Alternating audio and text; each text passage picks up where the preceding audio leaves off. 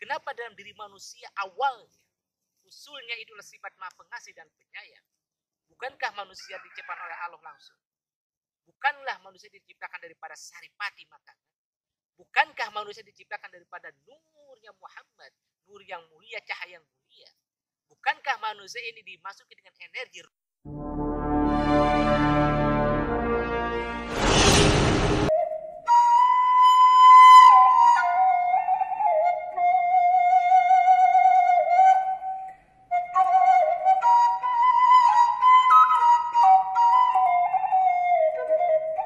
Assalamualaikum warahmatullahi wabarakatuh. Sahabat yang dimuliakan oleh Allah, ada kejadian peristiwa yang terpenting pada beberapa hari ini di negeri kita maupun di negeri yang lain.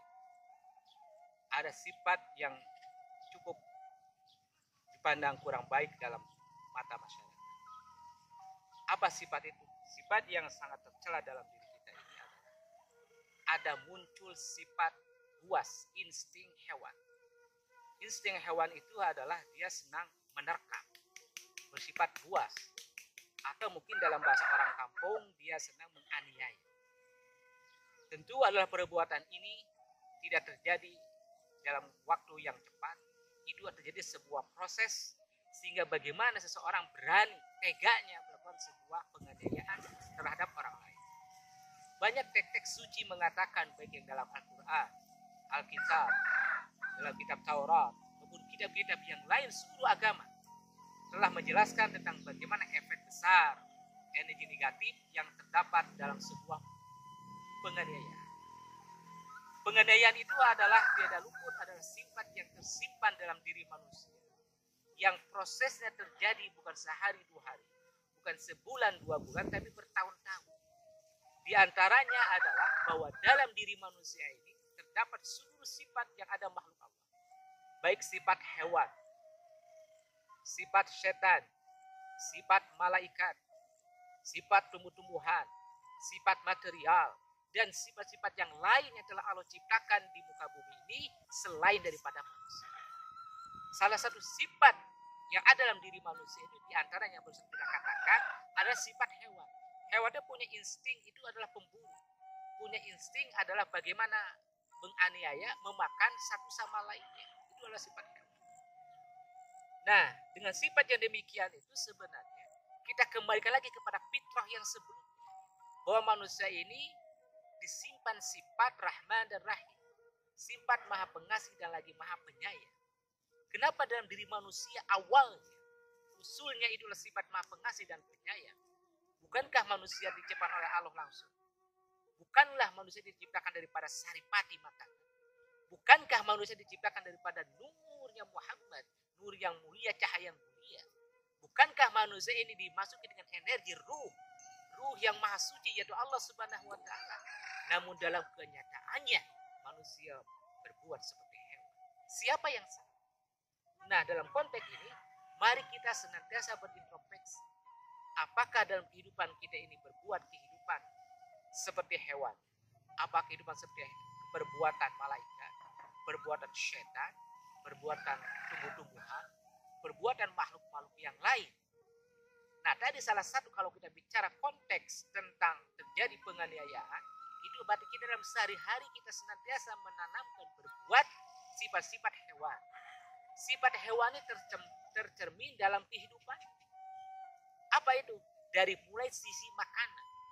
Karena makanan itu sedikit besar mempengaruhi terhadap psikologi seseorang. Apa yang kita makan itu bisa mempengaruhi terhadap apa dalam kehidupannya. Nah, oleh karena itu, kita dalam sisi makan aja harus selektif. Jangan sisi makanan yang banyak mengarah kepada sifat hewan. Apa sifat hewannya? Makan hewani. Ya, kita makan tanpa ada batas. Kita makan bagaimana seorang hewan mau makan buas, mau makan segala tanpa ada ukuran. Bahkan ada seorang guru besar, itu Syekh Ahmad Kabir Rifai, seorang pimpinan tarekat Rifaiyah pernah mengatakan bahwa barang siapa orang memakan daging aja, makan daging satu kali, itu telah menutup pintu rohani selama 40 hari. Pintu rohani 40 hari. Apalagi kalau kita makan lebih daripada itu. Nah, dari mulai makan, setelah kita mulai makanan sudah baik, terjaga dengan baik, barulah kita tanamkan dalam diri kita ini bagaimana kita senantiasa menerapkan nafsu yang tenang. Nafsu yang tenang itu bagaimana? Terhadap segala sesuatu ada keinginan, hendaklah kita kontrol. Apakah keinginan ini berasal daripada keinginan yang murni atau keinginan daripada ego saja. Nah, kita belajar mengontrol. Nah, kalau terbiasa kita mengontrol terhadap ego tersebut, maka tadi sifat hewani akan berkurang. Dan yang ketiga diantaranya, kita senantiasa bertawakal. Bertawakal itu apa? Berserah diri secara total kepada sang pemilik hidup ini.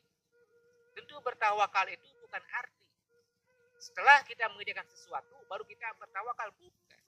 Tapi bagaimana setiap kita mau melakukan perbuatan sekecil apapun, hendaklah kita menyerahkan dulu, mengakui dulu bahwa yang dibuatnya inilah betul-betul adalah hanyalah Allah Subhanahu wa Ta'ala. Itulah tawakal yang benar. Setelah bertawakal, menyerahkan, mengakui bahwa yang diperbuat itu adalah hanya Allah yang melaksanakan, maka ketika melakukan perbuatan tersebut, maka ada sebuah kontrol dari Sang Maha Hidup ini. Nah, dengan ketiga poin tadi, kami yakin tidak ada lagi di muka bumi ini perbuatan yang teraniaya. Bahkan diri kita sendiri tidak akan ada muncul sebuah ego, sebuah niat ingin menganiaya seseorang. Semoga kita senantiasa berharap kepada Allah Subhanahu wa Ta'ala menjadi bimbingan kita, menjadi pedoman, menjadi navigasi dalam hidup, dan kita betul-betul terhilang dari sifat-sifat yang tadi.